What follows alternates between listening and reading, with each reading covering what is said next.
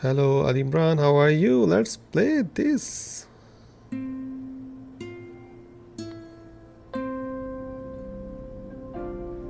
Looking good, man. The first pass is looking good. सबसे जो major point है वो यहाँ पे हम लोग देखेंगे कि ये जब जंप करता है ना तो यहाँ पे सडन स्पीड अप हो रहा है। ये जो मेजर चीज़ है इसमें तो उसको हम अवॉइड करेंगे। जब हम जंप करते हैं और इनिशिएट करते हैं एंटिसिपेशन करके तो उसके बाद करैक्टर को एक स्पीड के साथ आगे मूव करना है, ठीक है। और जब वो अराइव करेगा इससे हम लाइक जब हम देखते हैं कि कार मूव करती है ना तो कार जब स्टार्ट करती है तो स्लो होती है स्टार्ट में, उसके बाद वो स्पीड पकड़ रही होती है, ठीक है। अब जंप भी ऐसे है, उसने एंटिसिपेशन यहाँ पे की, उसके बाद यहाँ पे उसने पुश किया, उसको फुल पुश कर दिया, फुल मतलब यहाँ पे मोमेंटम गेन हो गया यहाँ पे। और उसके बाद उसको यहाँ पे अराइव करना है तो इसमें हमने देखना है कि फुल एक आर्क के साथ आएगा, ठीक है। और जैसे कार में हम ब्रेक्स अप्लाई करते हैं तो गाड़ी रुकती है, इसी तरह इसकी टांगे इसकी ब्रेक्स हैं तो इसको यहाँ पे इसको अप्लाई करना है और उसके बाद वो स्लो डाउन होगा। उसको जब जो जंप करता है तो उसको एक आर्क में यहाँ पे ले आए और उसकी ओवरऑल स्पेसिंग चेक करें। जैसे यहाँ पे सडनली उसकी स्पेसिंग ज़्यादा हो रही है, उसको हम लोग कम करने की कोशिश करेंगे। इसकी जो टाइमिंग है, इस क्रीचर की टाइमिंग को बेस्ट देखने के लिए रेफरेंस स्टडी करना बहुत इंपॉर्टेंट है। आप यूट्यूब पे चले जाएं, सर्च करें कि लाइनस और लाइन जंप, और जंप कर रहा है उसकी टाइमिंग क्या है, उसको कितने फ्रेम दे रहा है उस जंप को परफॉर्म करने में, और उसको उसी फ्रेम के अंदर रखें। उसको बहुत तेज़ ना करें, बहुत ज़्यादा स्लो ना करें। अगर स्लो करेंगे तो वो लगेगा जैसे वो ऊपर फ्लाई कर रहा है। तो उसकी जो ओवरऑल टाइमिंग है वो बहुत इंपॉर्टेंट है, क्योंकि ग्रेविटी हमें पुल कर रही है, हर टाइम नीचे पुल कर रही है ग्रेविटी। कोई ऐसा टाइम नहीं है कि ग्रेविटी हमें छोड़ दे। तो हम इवन खड़े हैं और अगर हम लोग अपनी टांगें हटा दें तो नीचे गिरेंगे। इस मीन्स कि हमें जो वेट है हमारा वो बहुत इंपॉर्टेंट है। हमारी जो टांगें उनको बैलेंस कर रही है। इस तरह क्रीचर की तो 4 टांगें हैं तो वो कैसे बैलेंस करेगा इसको फिगर आउट करना बहुत इंपॉर्टेंट है। बाकी आपकी इंटेंशन अच्छी है, एक्टिंग है, वहाँ पे लाइन आ रहा है, वो यूँ देख रहा है, अच्छा ये तो बहुत गहरा है, मुझे वहाँ तक जाना है। और उसके बाद कहता अच्छा मैं कोशिश करता हूँ, और उसके बाद वो जंप करता है। तो यहाँ पे जो मेजर पॉइंट है वो ये है कि उसको आपने जंप को आपने स्टडी करना है। ये मेजर पॉइंट है कि कोई भी हम रन करने जा रहे हैं, वॉक करने जा रहे हैं, कोई भी एनिमेशन करने जा रहे हैं, आप यूट्यूब पे चले जाएं और सर्च करें कि वो कैसे जंप करता है या रन करता है या कोई भी एक्टिविटी करता है क्रीचर। अभी हम लोग यूट्यूब पे चले जाते हैं, यहाँ पे हम लोग करते हैं लाइन जंपिंग अक्रॉस, यहाँ पे इसको सर्च कर लेते हैं। उसके बाद हम देखते हैं कि कोई ऐसा हमें क्लिप मिल जाए जिसमें लाइन जंप कर रहा है, बड़ा जंप कर रहा है कोई। तो ऑनलाइन काफ़ी ज़्यादा मतलब एक एग्जांपल है, अच्छी एग्जांपल। ये थोड़ी सी कम्प्लेक्स है लेकिन ये वाली सिंपल है। Let's try to mute that. इसमें आप देख रहे हैं क्लियरली ये स्लो मोशन में, स्लो मोशन रेफरेंस भी इतना यूज़फुल नहीं होता, लेकिन हम देख रहे हैं कि उसका मोमेंटम जो उसने गेन किया है उसको स्टॉप करने के लिए उसके लेग्स बहुत इंपॉर्टेंट है। लेग्स ने यहाँ से पुश किया यूँ, और उसके बाद उसकी बॉडी ने लैंड किया यहाँ पे और सेटल हुआ। इससे बेहतर हम लोग फाइंड करने की कोशिश करते हैं reference. Like I think this one is good, let's open this one. तो इसमें ये जंप करने की ट्राई कर रहा है।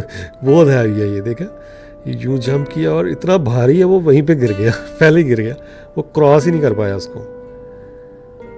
ये इस केस में इतना यूज़फुल नहीं है। तो मैं रिकमेंड करूँगा आप ऑनलाइन जाएं, सर्च करें, रेफरेंस एक फाइंड आउट करें और उसके बाद माया में ले आएँ उसको इमेज सीक्वेंस में। आप किसी भी सॉफ्टवेयर को यूज़ करते हुए, प्रीमियर को यूज़ करते हुए आप इमेज सीक्वेंस में कन्वर्ट करें और उसके बाद माया में ले आएँ। उसको साइड पे रखें, यहाँ पे इस साइड पे आप लगा लें, इस साइड पे लगा लें छोटा सा करके, ताकि हम ना उसको फ्रेम बाय फ्रेम उसको स्टडी करें। और उसके बाद इम्पॉर्टेंट है उसके ओवरऑल पोजेस।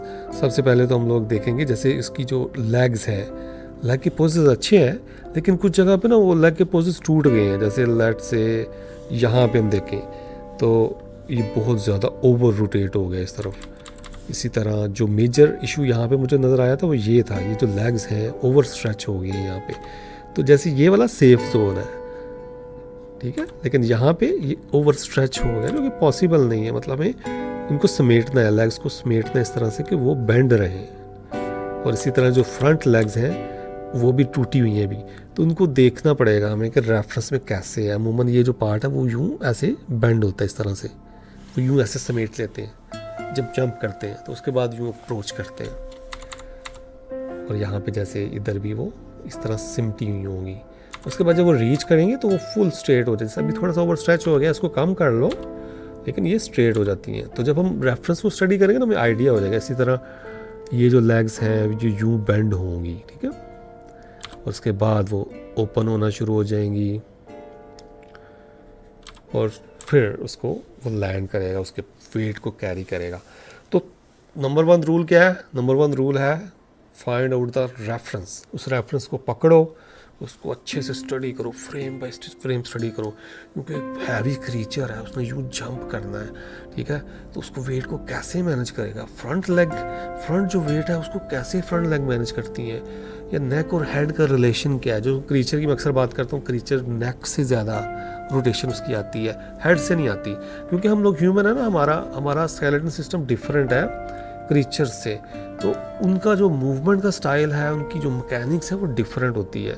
तो हम इमेजिनेशन से नहीं कर सकते, हमें कोई रेफरेंस को स्टडी करना पड़ेगा, ठीक है। जैसे हम देख रहे हैं कि यहाँ पे हेड थोड़ा सा ओवर रोटेटेड हो गया है कुछ जगहों पे।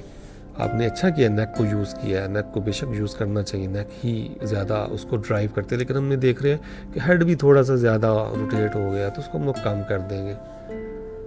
इसी तरह जब वो वेट यहाँ से यहाँ शिफ्ट करता है तो उसकी पूरी बॉडी जो बैक हिप है वो थोड़ा सा ऊपर आता है, ताकि जैसे हम वॉक साइकिल में करते हैं, जैसे हम अपना वेट शिफ्ट करते हैं ना, उसी तरह ये वेट शिफ्ट होगा उसका। तो इसमें ये जो लेग है ये कैरी करेगी उसका वेट, और दूसरी लेग जैसे अराइव होगी तो बॉडी थोड़ी सी नीचे भी आएगी। तो मतलब आम जैसे ह्यूमन एनिमेट करते हैं उसमें तो 2 लेग्स हैं, वो इजी एनिमेट करना। 4 लेग में हम ऑलमोस्ट 2 ह्यूमन एनिमेट कर रहे हैं। एक फ्रंट पे है यूँ, जिसकी टांगें यहाँ पे है, और बैक वाला जो है उसकी टांगें यहाँ पे है, ठीक है। ये 2 ह्यूमन है जो एक साथ जा रहे हैं। तो इनको ऐसे भी लोग कुछ ट्रीट करते हैं। फिर ये कनेक्टेड भी हैं एक दूसरे से। ऐसा भी नहीं हो सकता कि ये वाला ह्यूमन बहुत दूर चला जाए और हम इतना बड़ा स्ट्रेच डाल दें, वो टूट जाएगा। वो चिकन थोड़ी है, वो तो ह्यूमन भी नहीं है, वो एक क्रीचर है, उसको कनेक्ट स्ट्रॉन्ग चीज़ है। स्ट्रॉन्ग चीज़ कभी इतना स्ट्रेच नहीं हो पाती। तो इस तरह से फिर टेल की बात आती है, तो टेल के पोजेस निकलते हैं, काफ़ी अच्छे मज़े के पोज निकलते हैं टेल के। उसको हमें देखना है क्योंकि ये कनेक्टेड हो, अच्छी लगे ओवरऑल। टेल क्या करती है क्रीचर्स में, वो ना बैलेंस, जैसे बहुत तेज़ी से भाग रहा है तो टेल ज़रा सा झटका लगाती है, तो क्रीचर कभी दाएं जा रहा है कभी बाएं जा रहा है। तो उसका एक फंक्शन है टेल का। वो बहुत ज़्यादा ओवरलैप ही नहीं होती, वो कपड़े की तरह नहीं होती, उसकी इसके अंदर बोन्स होती हैं जो कि उसको ड्राइव कर रही होती हैं। तो अगेन अच्छा स्टार्ट है, and I will encourage you find a reference, bring it in the माया। उसके बाद उसको फॉलो करो, स्टडी करो, और नेक्स्ट टाइम हम देखते हैं आपकी प्रोग्रेस, ठीक है। Okay, take care man.